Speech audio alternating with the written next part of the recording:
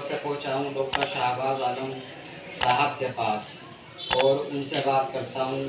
रोज़े जैसे कि रमज़ान चल रहे हैं और जानना चाहता हूं रोज़ेदार को किस तरह की डाइट लेनी चाहिए जिससे उसका 12 महीने का स्वास्थ्य ठीक रहे। और बात करते हैं डॉक्टर शाहबाज आलम साहब से। शाहबाज आलम साहब, शुक्रिया दानिश सिद्दीकी साहब। जैसा कि आप बता रहे थे अभी, रोज़ेदार को कैसी डाइट लेनी चाहिए। रोज़ेदार को कुछ लोग क्या करते हैं, खाली पेट रहते हैं, पहले तो सहरी में उठते हैं, उनको वहाँ भी लाइट खाना लेना चाहिए और उसके बाद शाम में आप अफ्तारी में फ्रूट्स वगैरह।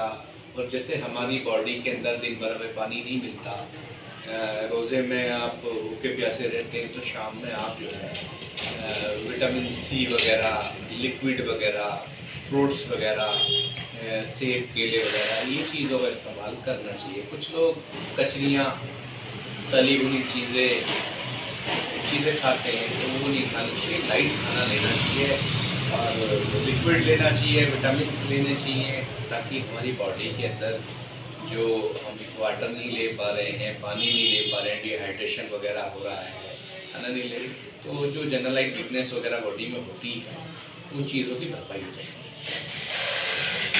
अच्छा, जैसे डॉक्टर साहब ने कहा कि तली भुनी चीज़ें ना खाएं, विटामिन सी जैसे फ्रूट्स वगैरह हैं ये चीज़ें खानी चाहिए।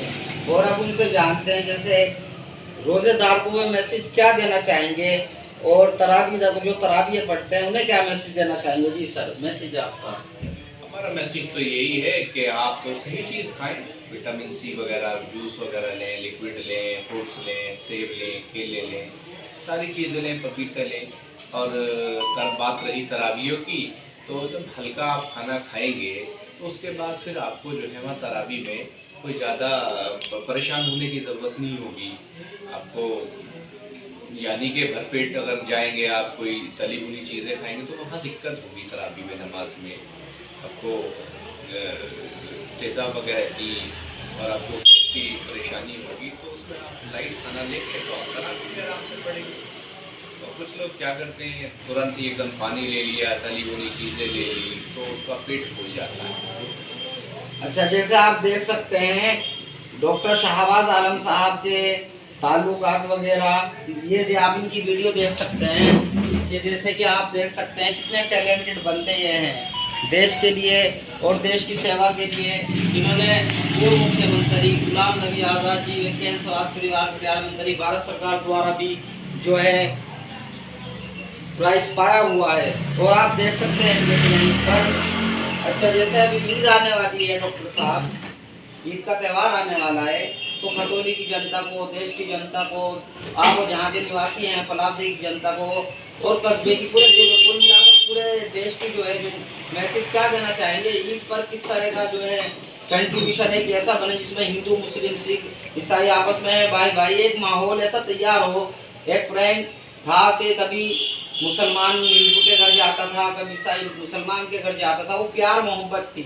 लेकिन अब कुछ तरह की बातें आने से लगी हैं कि कहते हैं तो उसका त्यौहार है, इसका त्यौहार है, जैसे होली उसका किसी और का त्यौहार है। तो आप इन चीज़ों को लेकर डॉक्टर साहब क्या कहना चाहेंगे हमसे। हम तो ये कहना चाहेंगे कि हम तो कबीरदास की तरह से हैं, कबीरदास की तरह से, यानी कि सब धर्मों का सम्मान करते हैं। तो दूसरी बात ये है कि हम तो होली भी अपनी मानते हैं और हम तो ईद भी अपनी मानते हैं। तो होली, दिवाली, ईद तो सब हमारे ही त्यौहार हैं, वो भी हमारे भाई हैं, तो हम तो मिलजुल के मनाते हैं। हम लोगों में कोई ऐसी कोई बात नहीं है, सब लोग हिंदुस्तानी हैं, भाईचारा है, सब चचा ताऊ हैं, पड़ोसी हैं, सब भाईचारा है आपस में। कोई हिंदू, कोई मुसलमान कुछ नहीं है, सब अल्लाह के भगवान के बनाए हुए इंसान हैं। और जब अल्लाह ने किसी में भेदभाव नहीं रखा तो हम क्यों भेदभाव करेंगे। आपस में सबको मिलजुल के रहना चाहिए। ये इंसान का जो शरीर मिला है, बॉडी मिली है, इंसान को एक बार मिलती है, ये बार बार नहीं मिलती। तो इंसान को अच्छे कर्म करने चाहिए और मिलजुल के जो भी कोई त्यौहार आ रहा आपस में मिलजुल के मनाना चाहिए। वरना वक्त का कुछ पता नहीं है। आदमी देखता है कि पानी का बुलबुला है, कहते हैं कि साहब आज उसका इंतकाल हो गया, कल उसका हो गया। यार वो तो कल बहुत सही था, वो तो कल मुझसे बात करके गया था, एक्सीडेंट में मर गया था, उसको तो बीमारी हो गई।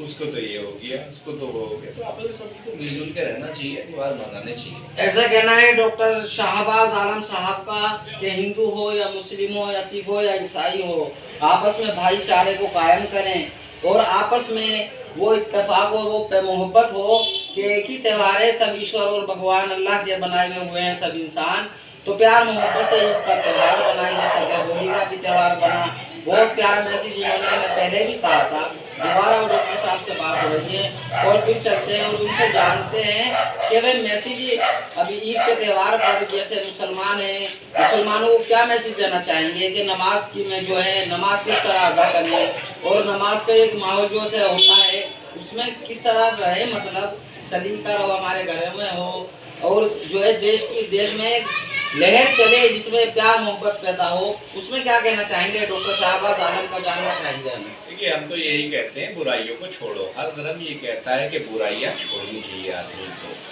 अपने जिस हिसाब से आपके धर्म में है तो उस धर्म को फॉलो करें। आप मुस्लिम हैं तो आप वुजू करें, नमाज पढ़ें। आप जो गलत चीज़ें जो हर धर्म त्याग रहा, नशा और गलत चीज़ें, तो उनसे बचें। आदमी अपने धर्म को अगर फॉलो कर रहे हैं तो आप जो है अपने रूल रेगुलेशन के हिसाब से चलिए। बस हमारा तो कहना यही है कि मुसलमान हो तो फिर मुसलमान बन के रहो, किसी पे जुल्म न करो, किसी को परेशान न करो, किसी को सताओ ना, किसी को कुछ ना कहो। आपस में मिलजुल के भाईचारा होना चाहिए, आपस में ये रहना चाहिए। मैं न्यूज़ इंडिया 24 संवाददाता मोहम्मद दानिश सिद्दीकी विदाई चाहूँगा। कैमरामैन के साथ।